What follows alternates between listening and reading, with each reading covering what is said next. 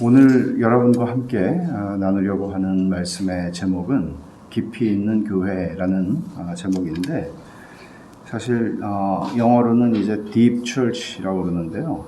이 말은 1952년에 C.S. 루이스가 썼던 말이에요. 근데 짐 벨처라고 하는 분이 Deep Church라고 하는 책을 2009년에 내면서 사실은 이 용어는 아니지만 이런 말들이 이제 생긴 거죠. 근데 제가 이런 제목으로 여러분과 말씀을 나누려고 하는 것은 우리가 다 갈망하는 교회가 있잖아요. 우리는 여정에 있으니까 그 교회를 살아생전에 완벽하게 경험할 수는 없어요. 그렇지만 그런 경험을 해요. 근데 이제 그런 하나님이 성경을 통해서 우리에게 보여주시는 교회를 깊이 있는 교회다, 제가 그렇게 표현을 한 것인데, 종종 제가 어제 말씀을 드렸지만 보네포가 한 말 중에 현실의 교회를 사랑하지 않고 교회에 대한 이상을 사랑하게 되면 교회를 파괴하게 된다, 그런 말을 했잖아요. 마찬가지예요. 굉장히 이상적인 사람들이나 성경을 통해서 성경이 말씀하고 있는 교회가 무엇인지를 알고 배우고 하면서 우리들은 점점 지금 이거는 뭐지? 이런 생각들을 굉장히 많이 하게 됩니다. 그건 당연한 것이죠. 하지만 성경이 우리에게 완성된 교회의 모습을 보여주기는 하지만 실제로 굉장히 현실적인 책이죠. 요한계시록 2장과 3장에 보면 7교회가 나오는데, 물론 서머나 교회와 빌라델비아 교회는 칭찬만 받고 책망을 받지 않았죠. 그렇지만 그 교회들이 완전한 교회는 아니었거든요. 문제가 있는 교회들이죠. 그 외의 교회들은 얼마나 문제들이 많은 교회였습니까? 주님이 책망을 하시잖아요. 빌립보 교회 같은 데만 보더라도 빌립보서에서 우리가 보는 거는 시기도 있고 질투도 있고 문제들이 있었단 말이에요. 고린도 교회는 어떻죠? 지도자와 관련해서 문제들이 있었고 뇌파로 갈라지지 않았어요? 뿐만 아니라 또 은사의 문제로 인해서 또 문제가 생기고 교회 안에서의 음행의 문제 때문에 또 문제가 생기고, 그래서 고린도 교회는 어떤 면에서 하나님의 은혜가 가장 많이 주어진 교회였다고 보지만 문제가 굉장히 많은 교회였습니다. 그러니까 완전한 교회는 우리가 여정에 있는 교회이기 때문에 완전한 교회는 없는 것이죠. 그렇기 때문에 우리가 성경을 통해서 배우는 교회가 무엇인가에 대한 이해와 또 현실 교회를 사랑하면서 이 교회가 지금 여정 중에 있다 하는 거 굉장히 잘 소화할 필요가 있다는 것입니다. 여러분들은 교회에 대해서 어떤 갈망을 갖고 있는지 그런 것들을 한 번은 써서 나누는 것도 굉장히 저는 좋다고 생각을 해요. 어떤 것들은 성경적이지 않은 것도 있을 수 있어요. 그러나 내가 정말 원하는 교회는 이런 교회야, 그거는 이상적인 거잖아요, 다. 이 모든 것들을 모으면. 근데 그런 것들을 가지고 지금 우리가 어디로 가고 있는 거지? 성경적으로 승인할 수 있는 우리가 생각하는 교회에 대한 갈망들을 가지고 그런 생각들을 나눌 필요가 있습니다. 사실 이런 뭐가 다르겠어요? 교회가 비즈니스를 하는 것과 뭐가 다르겠어요? 비즈니스를 시작하면서 내가 여기서 이렇게 정말 성장하기를 원한다, 그런 생각들 할 수 있잖아요. 그리고 난 믿는 사람이니까 하나님이 날 도와주실 거야, 열심히 기도할 수 있잖아요. 그럼 교회라고 하는 거는 그거하고 뭐가 다릅니까? 어떤 차이가 있습니까? 근본적으로 다른 거죠. 주님이 내가 내 교회를 세우겠다고 말씀하신 것도 그렇지만 우리가 염려할 것은 아니에요, 사실은. 그리고 주님이 피값으로 사셨다고 하는 얘기는 주님이 근본적인 걸 다 하셨다는 얘기죠. 보세요. 복음을 반영한다고 하는 얘기를 한번 생각해 보세요. 복음이라고 하는 것은 무엇입니까? 복음은 내 있는 모습 그대로, 여러분, 우리가 사람과 사람 사이의 만남에서도 있는 모습 그대로를 드러내면 용납받을 수 없고 사랑받을 수 없을 겁니다. 어느 정도는 좀 형식을 갖춰야 되지 않겠어요? 예를 들면 이런 거죠.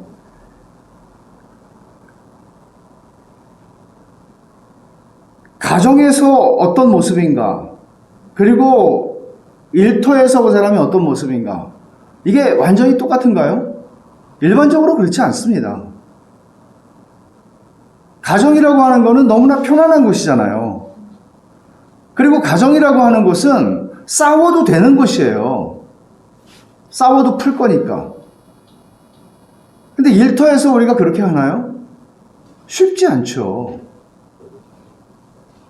근데 교회라고 하는 것을 하나님의 권속, 하나님의 가정이라고 얘기를 했을 때 사실 이런 것이죠. 우리가 태어난 가정이라고 하는 거는 피로 말미암아 엄마가 나를 낳아줬고 엄마 아빠가 이건 정말 세상에서는 뗄 수 없는 그런 관계 아닙니까? 그런데 주님께서 왜 교회를 가정이라고 말씀하셨겠느냐고요. 복음이라고 하는 것은 우리를 있는 모습 그대로 하나님께서 용납하신다는 것을 경험하는 거잖아요.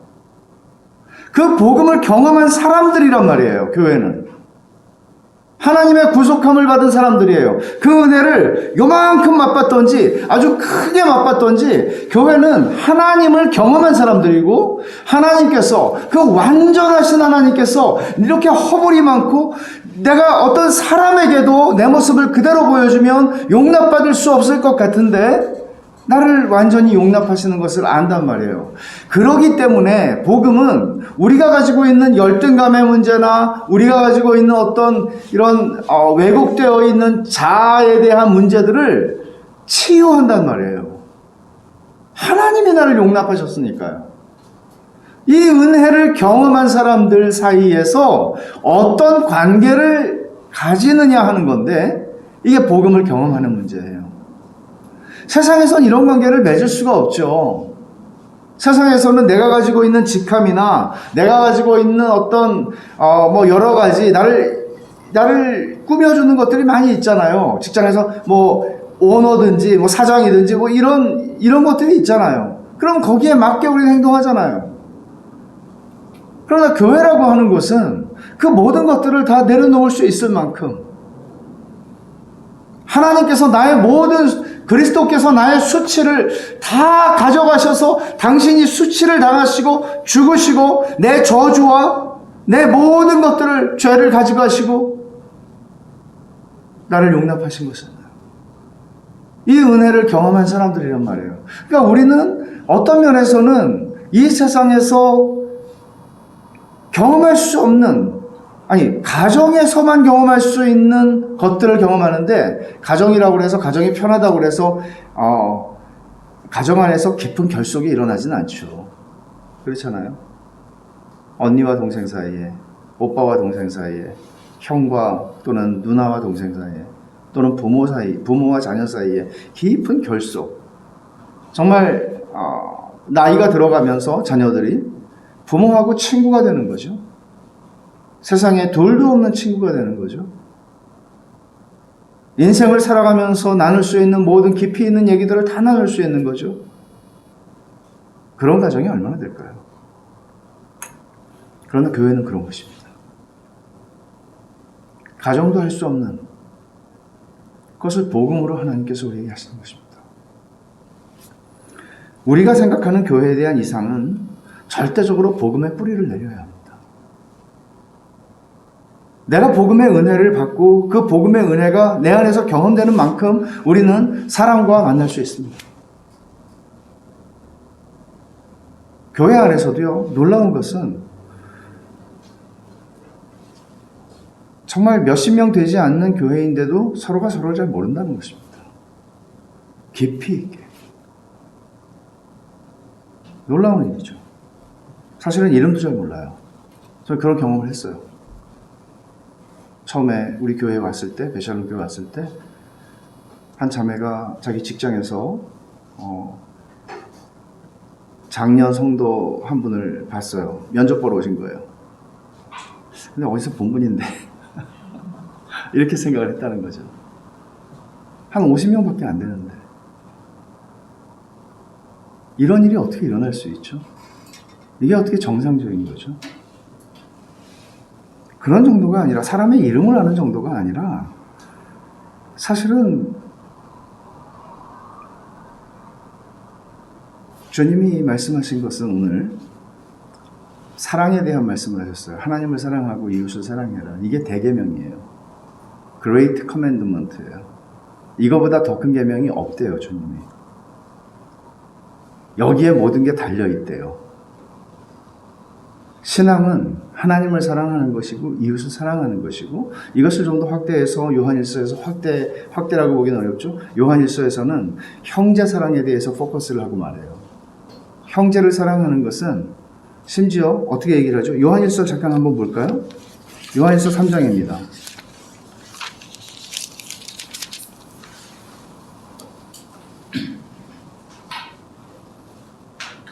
14절을 볼까요?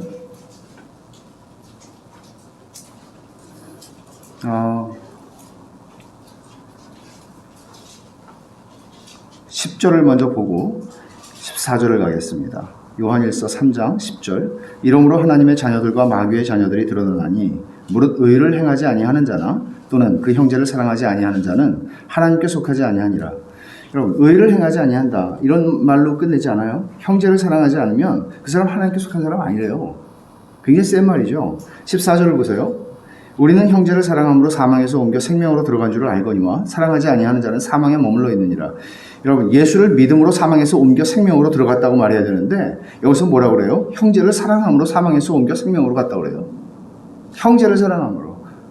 제가 이 구절을 가지고 설교를 하면서 만든 말이 이애칭의예요. 이신칭의는 아시죠? 믿음으로 말미암아 의롭다함을 받는다. 이거는 믿음이, 사랑으로 우리가 구원을 받는다고 말해요. 사랑으로, 형제를 사랑하고. 근데 형제를 사랑하는 행위를 통해서 내가 구원받는다는 얘기 아니죠. 이 말은 우리가 구원받은 하나님의 자녀들이고 복음을 경험한 사람들이라면 그 사람의 삶 속에서 나타나는 한 가지 본능이요. 살아있으니까 배고프잖아요. 살아있기 때문에 느끼는 거잖아요. 예수를 믿는 사람이 영적으로 살아있기 때문에 형제를 사랑하는 본능이 있다는 거예요. 본능이에요, 이거는. 그리고 그 다음에 뭐라고 말씀하죠? 15절에 형제를 미워하는 자마다 살인하는 자니 살인하는 자마다 영생이 그 속에 거하지 아니하는 것을 너희가 아는 바라. 그가 우리를 위하여 목숨을 버리셨으니 우리가 이로써 사랑을 알고 우리도 형제들을 위하여 목숨을 버리는 게 마땅하니라. 누가 이 세상의 재물을 가지고 형제의 궁핍함을 보고도 도와줄 마음을 닫으면 하나님의 사랑이 어찌 그 속에 거하겠느냐. 이 말씀들을 보면 거울과 같아서 내가 교회인가? 우리가 교회인가? 이런 생각들을 우리는 질문을 던져야 돼요. 주님이 우리를 위해서 목숨을 버리셔서 우리가 형제를 위해서 목숨을 버리는 거는 지금 형제 사랑을 이렇게 하라는 거잖아요. 주님이 말씀하신 것은 자기처럼 이웃을 사랑하라고 하셨잖아요, 아까.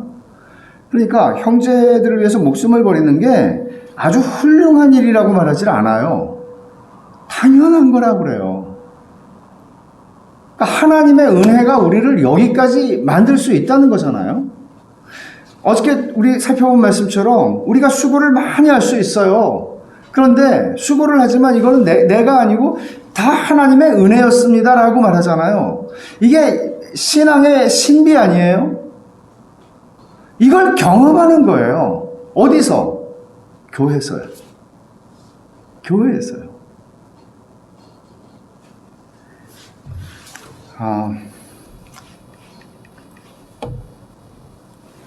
리처드 포스터가 영적 훈련과 성장이라는 책을 쓰면서 첫 번째 장, 1장의 첫 번째 문장을 이렇게 시작해요.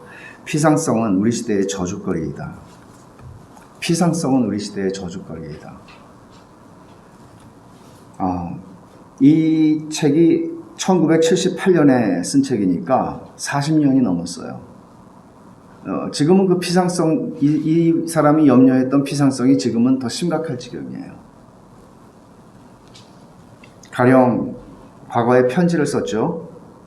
이메일이라고 하는 게 제가 처음 이메일이라는 말을 들어본 게 1995년이에요. 안식년으로 한국에 들어와가지고 선교 본부에서 사역을 하면서 이메일이라는 게 있다는데 이게 개념을 모르겠어요. 요즘에는 메타버스 같은 것들이 개념을 모르는 게 또 생겼잖아요. 개념을 모르겠어요. 그래서 강사를 초빙해서 선교부에서 강의를 들었어요. 선교에 굉장히 귀하게 쓰일 수 있는 것이라고 생각을 했기 때문이었죠. 그런데 뭔가를 잃어버린 거예요. 여러분 언제 손편지 써보셨습니까? 우표 언제 붙여보셨습니까? 제가 어렸을 때 미국에 작은아버지 사실 때 작은아버지네하고 이제 편지를 오가는데 항공우편이라고 이렇게 접어서 붙이는 파란 거 한 2달 갔습니다. 미국까지. 쓰는 것도 한 일주일 씁니다. 조금 쓰다가 또 내일 조금 쓰다가 또 쓰다가 그렇게 씁니다. 일주일 써서 2달 갑니다. 그렇게 하면 또 읽어보고 행간을 읽어야죠. 이럴 때는 행간을 읽고 마음을 읽고 그래서 답장을 하고 그렇게 해서 1년에 한 4번이나 왔다 갔다 하면 다행입니다. 그러나 지금은 수없이 많은 이메일을 하루에도 받습니다. 그리고 건성으로 읽습니다. 웬만한 것들은. 읽기도 전에 지웁니다. 소위 묵상하는 일이 없어졌습니다. 곰곰이 생각하면서 읽지 않습니다. 이제 그것을 또 대신하는 것이 문자 메시지가 됐고 SNS가 됐고 이제는 내가 보낸 문자를 읽었는지 안 읽었는지 체크까지 할 수 있고 기가 막힌 것이죠. 유튜브가 대세가 되었습니다. 우리는 정보를 얻기 위해 유튜브를 봅니다. 아프리카에서 올린 유튜브도 지금 우리가 당장 볼 수 있습니다. 그것도 너무 답답해서 1.5배속으로 속도를 조정할 수가 있습니다. 기가 막힌 시대죠. 1844년에 모르스가 전신을 발명했을 때 텔레그라프죠. 혁명이 일어났습니다.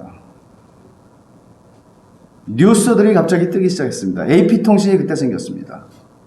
그러면서 이제는 뉴스의 질이 상관이 없었습니다. 얼마나 많은 뉴스를 세계 각국의 얼마나 많은 뉴스를 한꺼번에 대량으로 쏟아낼 수 있느냐가 뉴스 회사의 강점이 된 거죠. 요즘은 진짜 뉴스, 가짜 뉴스 그러잖아요. 이런 것들이 원래 그랬던 것들이 아니라는 것이죠. 우리가 이렇게 발달하면서 잃어버리는 게 어마어마하게 많다는 거예요. 제가 메타버스에 관심을 가지는 게 이제 조금 있으면 아바타로 다 모여서 아바타로 예배드리겠구나.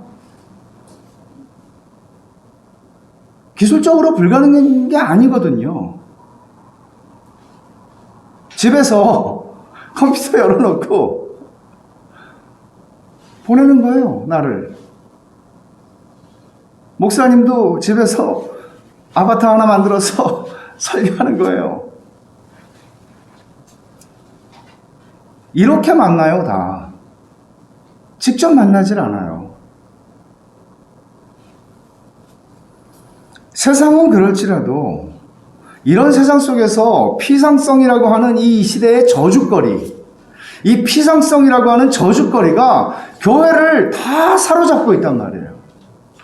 많이 모이기만 하면 돼요. 많이 모이면 성공한 거예요.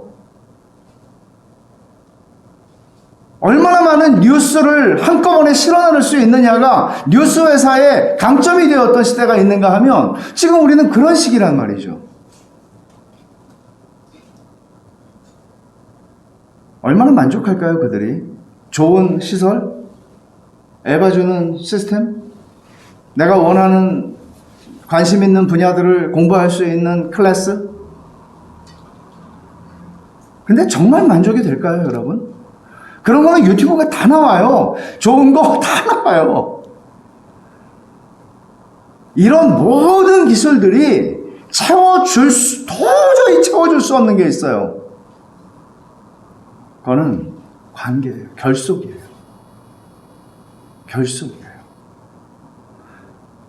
깊이 사랑하는 거예요. 이건 복음밖에는 만들 수 없는 거예요. 내가 왜 저 사람하고 밥을 먹어야 되는데? 귀찮게. 내가 왜 저 사람하고 알아야 되는데?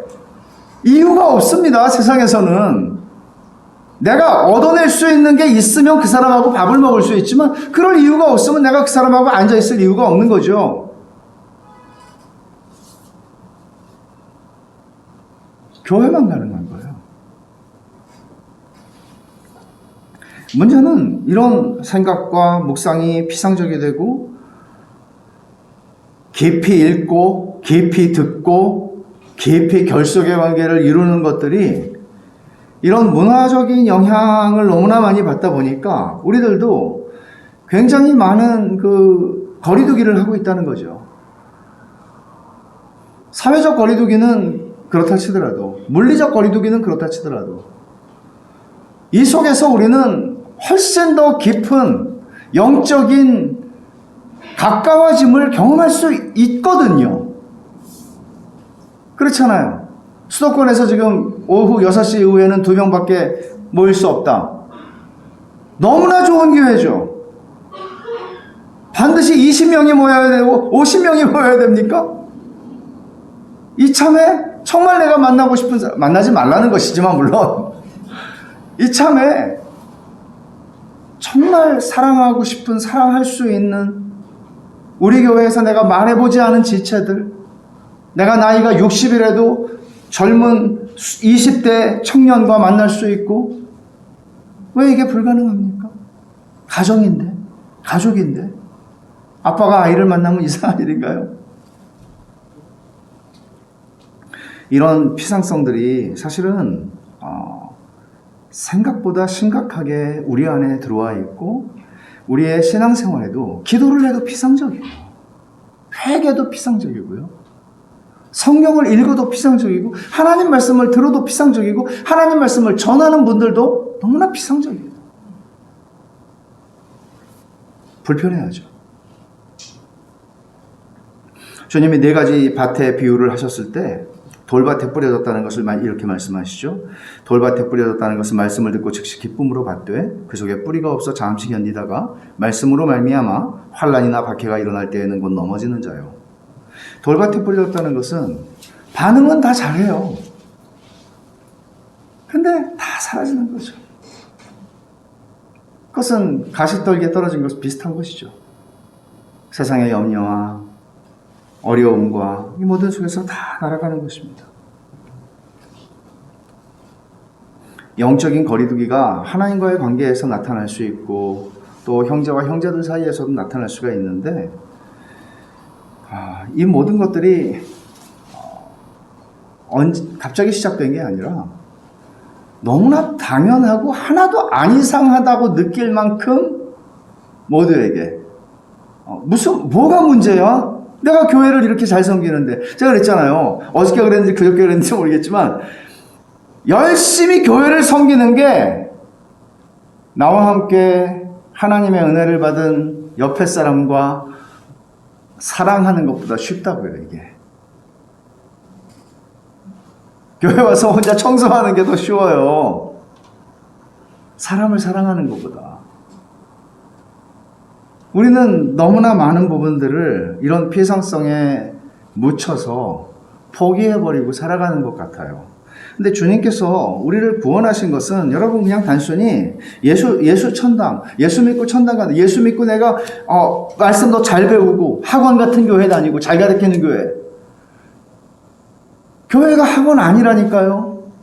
하나님 말씀이 너무나 중요하고 그 말씀을 할 수만 있으면 더 깊이 알고 더 정확하게 더 바르게 알고 하나님을 바르게 알아서 바르게 하나님을 사랑할 수 있기를 바라지만 그걸로 끝나는 게 아니에요. 진짜 내가 하나님을 아는 지식이 하나님을 사랑하게 만들고 하나님을 즐거워하게 만들고 하나님을 영화롭게 하게 된다면 이거는 절대적으로 사람과의 관계로 가게 돼 있어요. 절대로. 이게 교회예요. 그러니까 교회를 어떤 조직도 흉내낼 수 없습니다. 이게 교회예요. 저는 교회에 대한 이상이 너무나 없는 게 문제라고 생각을 해요. 사실은. 너무나 낮은 게 문제라고 생각해요. 우리가 만들어낼 수 있는 수준의 어떤 것이라고 생각한다는 거죠. 하나님은 예수님이 십자가에서 죽으시고 피 흘리시고 세운 것이 교회예요. 에베소서에서는 이 교회는 비밀이에요. 교회는 하나님께서 예수 그리스도 안에서 하늘에 있는 것과 땅에 있는 모든 것들을 다 통일시키는 그 열쇠이고 그 터예요. 하나님의 나라, 나 하나 구원받고 끝나는 게 아니라 하나님의 나라를 맛보고 경험하고 누리고 살아갈 수 있는 데가 교회라고요. 구원의 은혜는 내가 하나님의 죄사함의 은혜를 받은 게 너무나 감사해서 울고 끝나는 게 아니라 옆을 돌아보는 거예요. 그걸 사랑하는 거예요. 왜냐하면 예수님이 그걸 위해 죽으셨으니까. 그게 요한일서에서 그토록 강조하고 있는 얘기죠. 아까 우리가 읽은. 너무나 우리 시대의 이 개인주의라고 하는 것은 피상성과 더불어서 우리 시대의 정신이라고 할 수 있는, 뭐 태어날 때부터 개인주의의 영향을 받고 개인주의의 세례를 받고 살아가요. 개인주의. 옛날 같으면 이거를 뭐라 그러나 하면 이기적이라고 그러는데 요즘은 이기적이라는 말 안 쓰죠. 개인주의적이라고 쓰죠. 이기적인 건 나쁜 거거든요. 그냥 나 홀로 신앙이에요. 저는 이런 스타일로 저는 신앙생활 합니다. 목사님 건드리지 마세요. 다 자기 스타일이에요. 아니 자기 스타일이 어디에 있어요? 성경에서 우리에게 가르치는 그리스도인이 이런 것이다 라고 말씀하시는 대로 우리는 듣는 대로 순종하기가 어렵기에 자기를 쳐서 복종시키고 자기를 부인하지 않으면 주님을 따라갈 수 없다. 왜냐하면 우리 안에는 죄된 본성이 남아있기 때문에. 여러분, 사랑하는 게 쉬우면 왜 이렇게 강조하겠어요? 사랑하는 본성이 믿는 자들에게는 있는데, 형제 사랑하는 본성이 있는데 우리 안에는 여전히 죄인의 본성이 남아있거든요. 힘든 거예요. 그래서 주님이 대계명, 이거보다 큰 거 없어. 하나님 사랑하고 이웃 사랑하는 거예요. 신앙은 사랑하는 것이에요. 신앙은 관계 속에서만 설명되는 거예요. 신앙은 나 혼자서 하나님 믿고 이거 아니에요.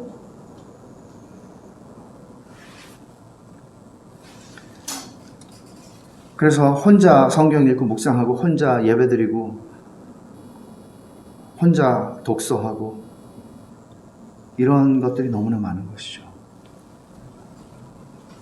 저는 내가 그리스도인으로서 하나님의 말씀을 더 잘 배우고 싶다고 하는 것조차도 굉장히 이기적일 수 있다고 생각을 합니다.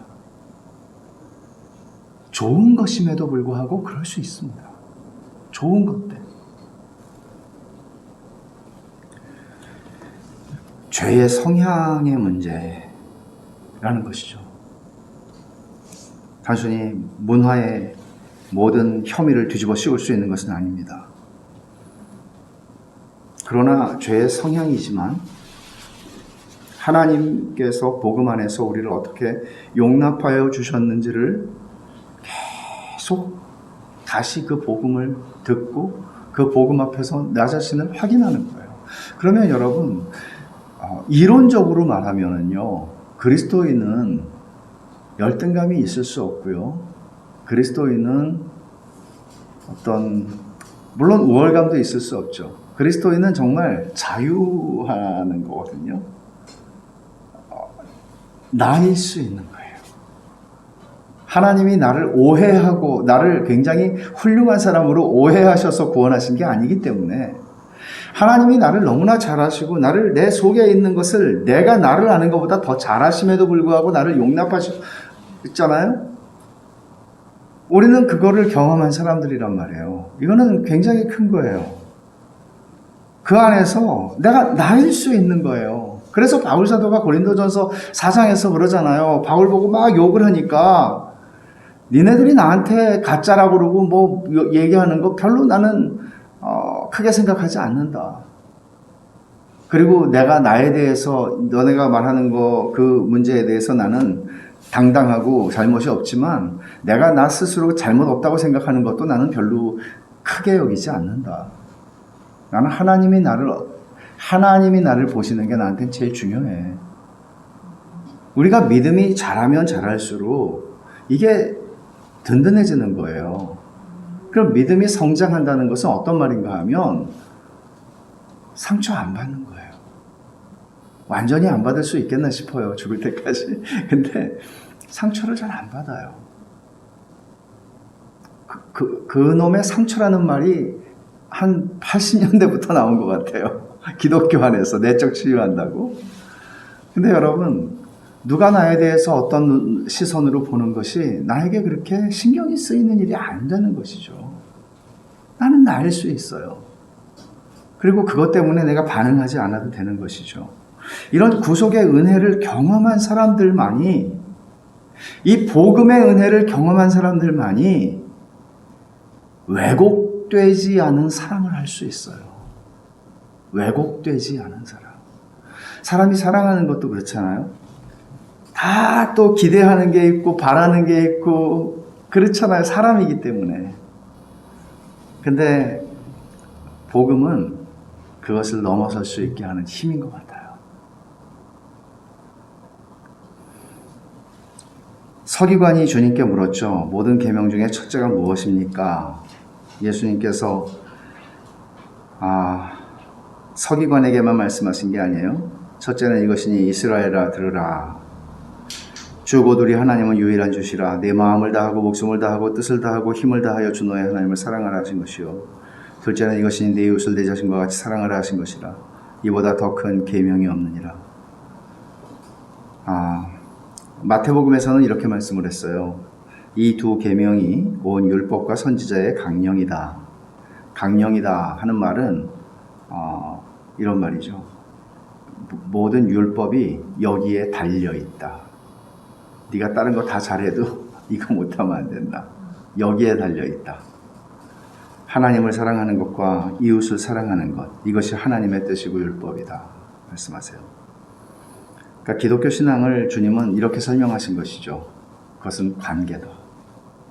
홀로 신앙생활이라는 건 존재하지 않는다.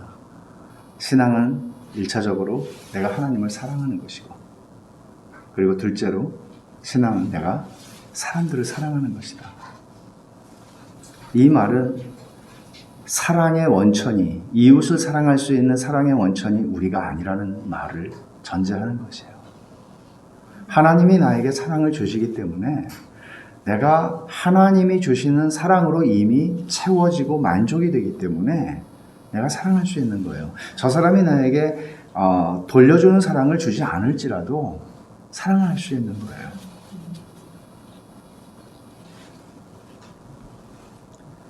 교회란 이런 사랑으로 결속된 관계입니다. 이게 교회입니다. 이보다 큰 계명이 없다고 말씀하신 것은 이렇게 또 얘기할 수 있죠. 이거를 경험할 수 있는 이보다 의미 있는 집단은 없다. 교회예요. 교회예요. 그래서 얼마나 주님께서 이것을 강조하시는가 하면 산상설교에서도 예물을 제단에 드리려다가 거기서 내 형제에게 원망들을 만한 일이 있는 것이 생각나거든 예물을 제단 앞에 두고 먼저 가서 형제와 화목하고 그 후에 와서 예물을 드리라. 여러분, 유대인들에게 제사보다 중요한 게 어디 있어요? 제사보다 중요한 게 어디 있어요? 어떻게 제사장과 레위인이 지금 강도 만나서 죽게 된 사람이 있는데도 자기들 제사 드리러 간다고 간 거 아니에요? 제사보다 중요한 거 없죠. 그런데 주님 말씀하세요. 제사 드리다가 네 형제하고 문제가 있는 게 생각나면 돌아가라고, 같이 오라고. 어떤 면에서는 우리의 성찬, 주님께서 우리에게 허락하신 성찬은 그런 의미죠. 저는 성찬을 매주 하는 게 목표입니다. 지금 2달에 한 번 하는 걸로 하다가 코로나 때문에도 조금 주춤하고 있지만 성찬을 매주 받는다는 건 어떤 의미겠어요? 우리는 주님의 피와 살을 먹고 주님의 피와 살로 하나가 된 사람들이고 그 은혜가 나를 지탱해주는 인생이다. 그리고 우리는 한 상에서 주님으로부터 받은 사람들이다. 그러니까 싸워도 일주일 못 가는 거예요. 부부한테는 뭐라 그랬어요? 하루를 가지 마라. 그렇게 말씀하셨죠? 이 질문을 했던 서기관이 주님의 말씀을 제대로 알아들었기 때문에 이렇게 33절에 말해요. 마음을 다하고 지혜를 다하고 힘을 다하여 하나님을 사랑하는 것과 또 이웃을 자기 자신과 같이 사랑하는 것이 전체로 드리는 모든 번제물과 기타 제물보다 나으니이다. 제대로 알아들은 거죠. 아, 제사보다 중요하군요. 제사보다 중요하군요. 그렇게 얘기를 한 겁니다. 문제는 우리가 주님의 이 말씀을 너무나 익숙하게 알고 있다는 거예요. 너무나 익숙해서 안 들려요. 하나도 새롭지 않아요. 충격을 받지 않아요. 근데 여러분, 매일 매 순간 우리는 사실 어떤 면에서 회개라고 하는 거는 예수 믿을 때 한 번 하는 게 아니고 매일매일 신자의 삶은 회개거든요. 그럼 뭘 회개하겠어요? 이걸 회개하는 거죠. 매일매일. 뭘 기도하겠어요? 내 비즈니스가 잘 되는 것보다 더 중요한 게 있다는 사실 아시죠? 하나님 더 사랑하게 해주세요. 이웃을 내가 더 사랑하게 해주세요. 이거보다 더 중요한 기도가 어디 있어요? 이게 대계명이에요. 이거보다 중요한 게 없어요. 여러분들의 신앙생활의 성패가 여기에 달려 있어요.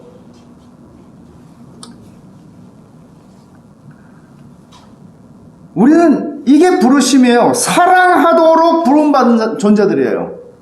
저는 한번 그런 생각을 한 적이 있어요. 목사로 목회를 한다는 게 어떤 건가? 아, 이건 정말 직업으로 말하면 그냥 사랑하는 직업이구나. 근데 목회를 하면서 알았어요. 내가 사랑하기가 사랑이 이렇게 안 되는 사람이구나. 나한테 나쁘게 하는 사람 사랑하기 힘들어요. 그래서 기도하는 거예요. 하나님 사랑할 수 있게 해주세요. 사랑하지 않으면 직업윤리 위반. 직업윤리 위반. 그 사람 앞에서만 가서 이런 거 못한단 말이에요. 그리고 어떻게 그렇게 하겠어요? 하나님과 이웃과 또 하나님과 형제와, 저는 이웃보다 어떤 면에서는 그리스도 안의 공동체 안에서의 형제를 얘기를 한다면, 하나님 사랑하고 형제 사랑하는 것이 사실은 깊이 있는 교회의 본질이에요.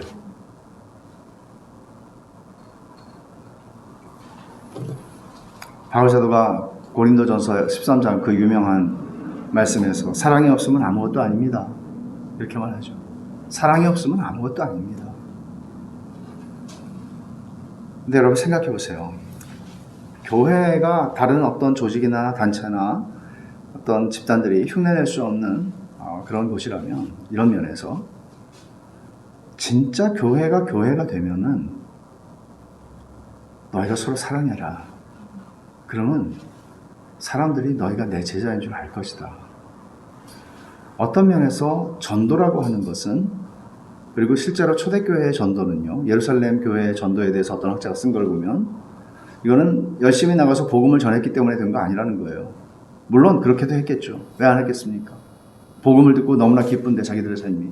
근데 예루살렘이라고 하는, 어떻게 보면 지금 그 사회는 종교적인 사회였지만 사실은 반기독교적인 사회였습니다. 예수님을 십자가에 못 박아 죽인 사회니까요.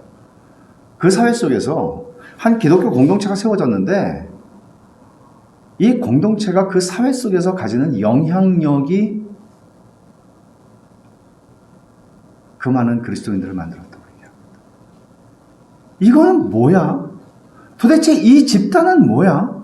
얘네들은 어떻게 사회에서는 만날 수 없는 사람들이, 다른 클래스에 있는 사람들이 만나고, 어떻게 이 사람도 이렇게 사랑해? 알고 보면 가족도 아니에요. 인종도 달라요, 심지어. 이건 뭐야? 근데 이건 뭐야 해서 끝나지 않아요. 사실 겉으로만 보면 그렇지만 실제로 조금 더 깊이 들어와 보면, 아담과 하와가 범죄한 이후에 우리는 하나님으로부터 소외되었고 부부싸움이 일어나잖아요. 인간으로부터 소외되고 하나님으로부터 소외돼서 우리는 나홀로가 된 거예요. 이게 죄의 성향이에요. 근데 와보니까 이 죄의 성향을 가지고 태어난 모든 사람들에게도 갈망이 있거든요. 갈망. 뭔지는 모르겠는데, 그게 뭔지는 모르겠는데, 내 속에 뻥 뚫려 있는 것 같은 채워지지 않는 게 있거든요. 사랑해서 결혼했는데, 내 아내와의 관계 속에서도 채워진다고 느껴지지 않는, 자식을 내가 그렇게 사랑해도, 거기서도 느껴지지 않는, 채워지지 않는 뭔가가 허전한 게 있단 말이에요. 근데 그걸 볼 수 있다고요. 교회는 그래서 보이는 복음인 거예요. 교회는 전도 프로그램을 잘 만들고, 교회는 전도를 위해서 돈을 쓰고, 이것보다도 우리가 하나님께서 우리에게 말씀하신 대로 결속하는 공동체, 사랑하는 공동체, 교회가 되는 거예요. 교회가 되라고 우리를 주님이 십자가에 죽으신 거예요. 교회가 되라고. 그러면 사람들이 이런 말 안 하죠. 예수 믿는 것들은 입만 살았다. 말만 잘한다. 배우는 건 있는데 삶이 없는 거죠. 그 삶이 어떻게 나가서 경험되겠어요? 여기서 경험돼야지. 우리 안에서 경험돼야지.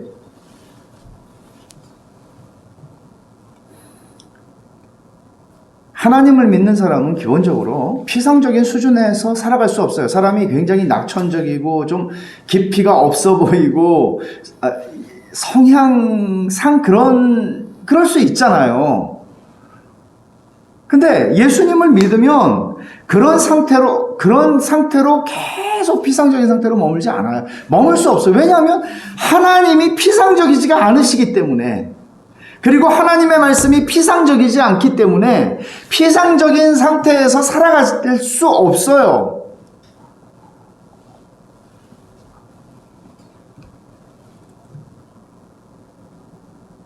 로마서 11장에서 바울이 깊도다 하나님의 지혜와 지식의 풍성함이여 그의 판단은 헤아리지 못할 것이며 그의 길은 찾지 못할 것이로다. 이런 하나님을 믿는 사람이 피상적인 수준에서 머물 수는 없죠. 껍데기만 가지고 믿는다고 말하는 그런 수준에 머무를 수 없습니다. 하나님과 또 사람과 맺는 결속이 점점 깊어질수록 그 교회는 깊이 있는 교회가 되는 겁니다. 깊이 있는 교회에는 십년골수를 찔러 쪼개는 말씀이 있을 것입니다. 히브리서 기자가 하나님 말씀의 특성을 이렇게 묘사했죠. 하나님의 말씀은 살아있고 활력이 있어 좌우에 나선 어떤 검보다 예리하여 혼과 영과 및 관절과 골수를 찔러 쪼개기까지 하며 또 마음의 생각과 뜻을 판단하나니, 절대로 하나님 말씀이 튕겨져 나갈 수 없다는 거죠. 하나님 말씀보다 더 깊이 우리의 속을 열어서 우리를 만질 수 없습니다. 이런 하나님의 말씀이 선포되고 성령님께서 이 말씀을 통해서 각 사람의 심령 가운데 은혜를 베풀어 주시면 피상성에 머물러서 신앙생활을 하기는 어려울 겁니다. 여러분, 그런 은혜를 구하십시오. 그런 은혜를 구하십시오. 우리가 왜 모였습니까?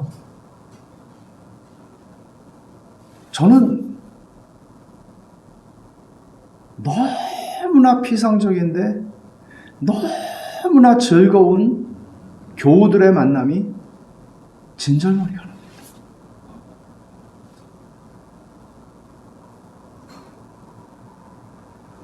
동호회입니까? 골프 칠 사람이 없어서 교회 옵니까?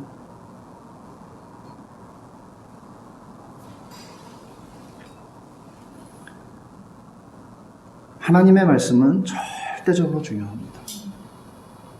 그래서 하나님의 말씀의 능력이 있어요. 그래서 이 말씀을 신실하게 전하는 목사가 있는 한 이것은 얼마나 근본적으로 안전한 것인지 모릅니다. 두 번째로는 죽음과 고난의 사건들이 굉장히 중요합니다. 여러분, 어느 교회 공동체도 죽음을 피할 수 있는 공동체는 없습니다. 우리 가운데 한 사람이 하나님께 먼저 갈 수도 있지만 우리의 가족들이 먼저 가기도 합니다. 어떤 식으로든지 우리는 이런 죽음을 경험하고 또는 고난을 경험합니다. 꼭 내가 겪는 고난이 아니어도 우리 공동체 가운데 한 지체가 겪는 고난이라 할지라도 그런 고난들을 통해서 또 죽음의 사건들을 통해서 우리는 깊어질 수 있습니다.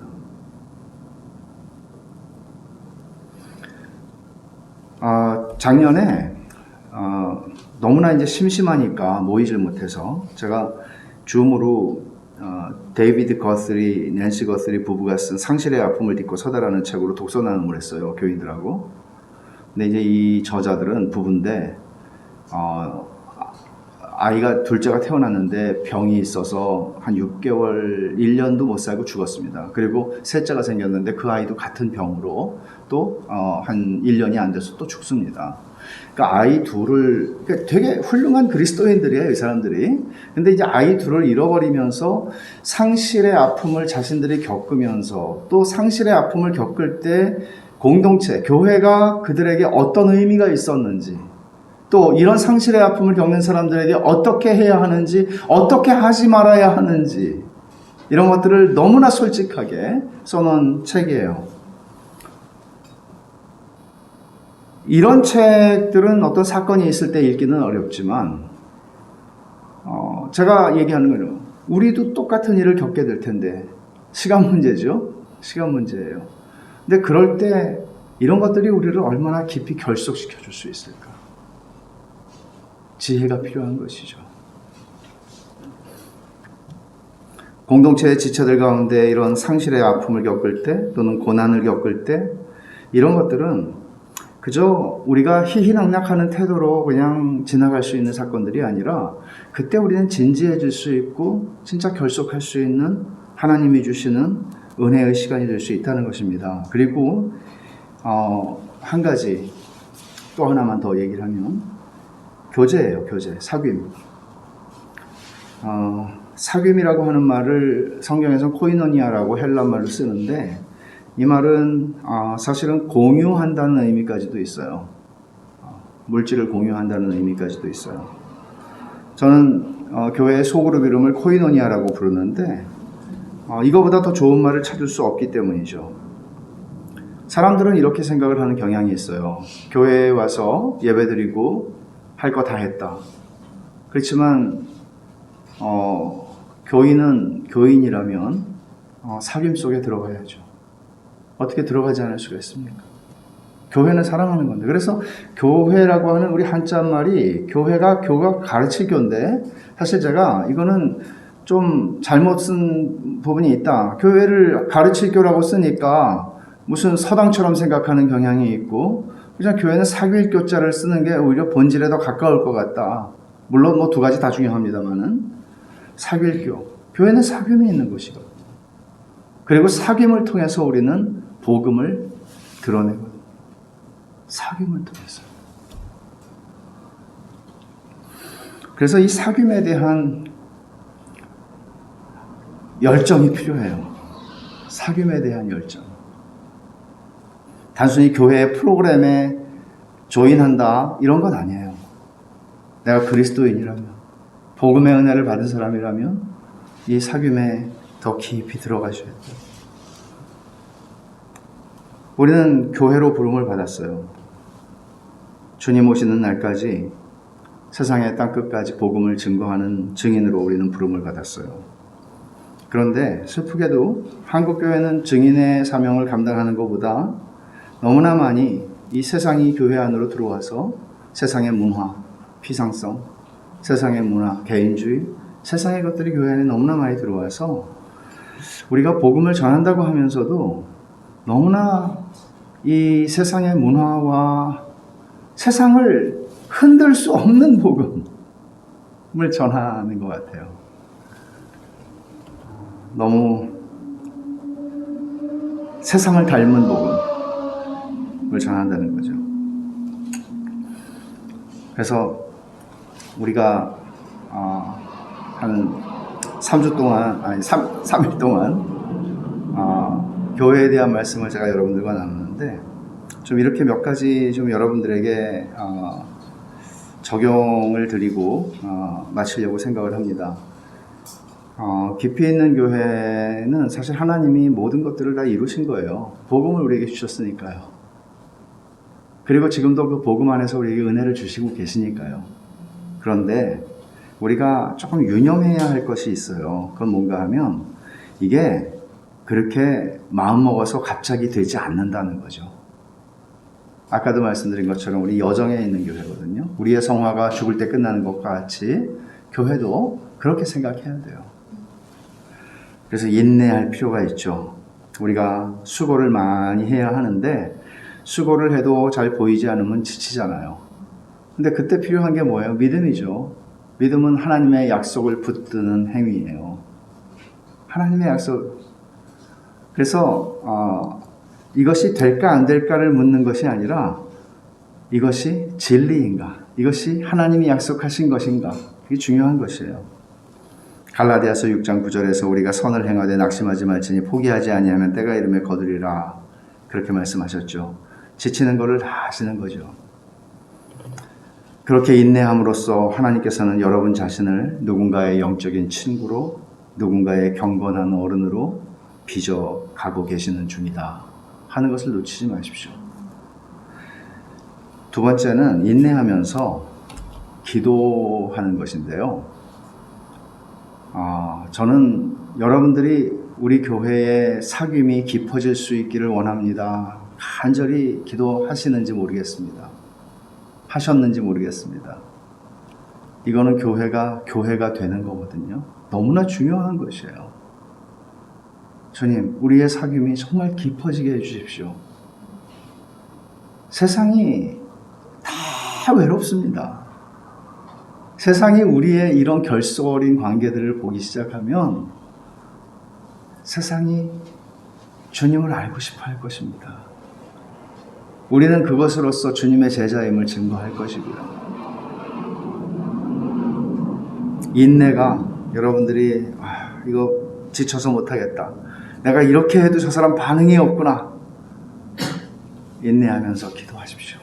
기도한다는 것은 인내가 여러분들의 갈망이 되고 갈망이 기도가 돼서 이거 하나님의 일이지. 내 일이 아니라 하나님의 일이지 하는 것을 보는 것이죠. 그리고 세 번째는 조금 어렵게 느껴질 수 있을지 모르겠는데 위험을 무릅써야 합니다. 여러분 내면의 문을 열어서 형제들이 내 내면으로 들어올 수 있도록 해줘야 돼요. 좀 열어줘야 돼요. 근데 이게 위험한 일이라는 거는 우리가 살아보면 다 알죠. 지혜롭게 해야 합니다. 왜냐하면 그렇게 했다가 상처로 돌아온 일들이 한두 번이 아니거든요.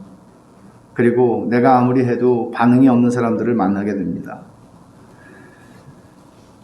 정말 깊은 속 이야기를, 그리고 세상은 다 그러잖아요. 다 자기가 훌륭하고 잘난 것만 얘기하잖아요. 지금 잘난 게 없으면 왕년에 잘난 거 얘기하고 어떻게 해서든지 자기 잘난 것만 얘기하잖아요.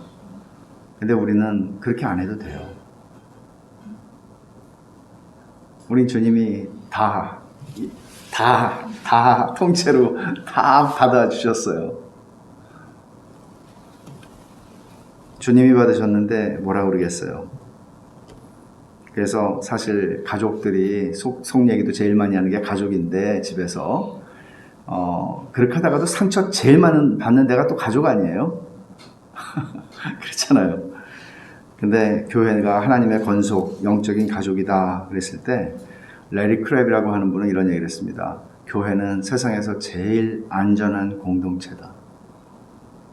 피를 나눈 가족보다 세상에서 제일 안전한 공동체다. 이론적으로 그래요. 하나님이 그렇게 교회를 세우셨어요. 그럼 우리는 하나님의 말씀을 믿을 거예요? 여러분들의 경험을 믿으시겠어요? 안 돼. 해봤자 안 돼. 내가 해봤는데 안 돼. 위험을 무릅써야 돼요. 성문을 여는 게 아니고 성벽 자체를 헐어버릴 만큼 하나님의 은혜를 주시면 좋겠어요. 하나님, 성문을 하나 조금 여는 게 아니고 성벽을 헐어서 누구든지 들어올 수 있도록. 마지막으로 거룩함을 추구하는 것입니다. 레리 크랩의 말인데, 다른 사람을 거룩함에 이르도록 촉진하는 가장 좋은 방법은 우리가 거룩을 추구하는 것이다. 우리의 개인적인 선택이 다른 사람들에게 영향을 미친다. 우리가 오늘 여기 있는 것은 외로운 인생길에 좋은 친구 만나자고 교회에 있는 것 아닙니다. 하나님이 그리스도의 피로 우리를 구속하셔서 우리를 교회로 부르셨기 때문에 우리가 교회인 것입니다. 거룩을 추구하는 것은 목사의 몫이 아니라 모든 성도들의 몫입니다. 그리고 이렇게 한 사람 한 사람이 정말 거룩을 추구하는, 저는 이 거룩을 추구한다는 말이 이것도 너무나 익숙한 말이라서 별로 충격이 없을 거라고 봐요. 그러나 예수를 믿는다고 하는 사람들이 진정으로 거룩을 추구하지 않습니다. 더 중요한 게 엄청나게 많습니다. 한번 생각을 해보십시오. 주님, 정말 내가 거룩해지기를 원합니다. 그렇게 기도하십시오. 그 기도를 놓치지 마십시오. 어느새 여러분의 옆에 있는 형제들이 거룩의 간구를 가지고 하나님께 나아갈 것이고 거룩해지는 여정 속에 동참하게 될 것입니다.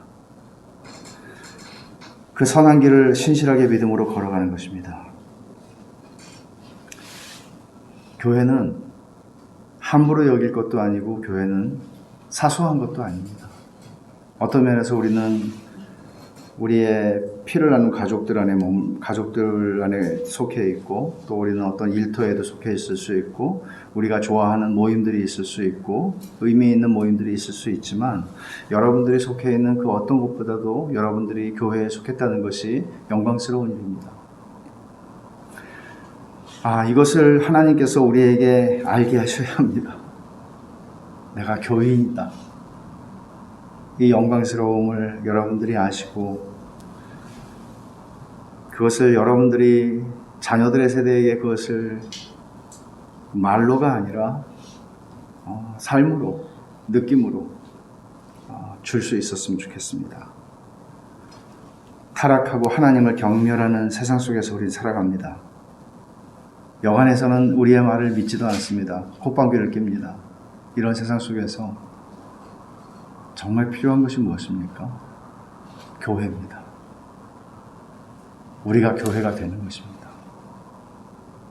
세상에 이거보다 더 아름답고 이거보다 더 멋진 비전이 있을까요? 이것은 목사 한 사람의 갈망으로 되지 않습니다. 제가 처음에 시작하면서 그랬죠. 여러분은 왜 고유교회의 교인이시냐고.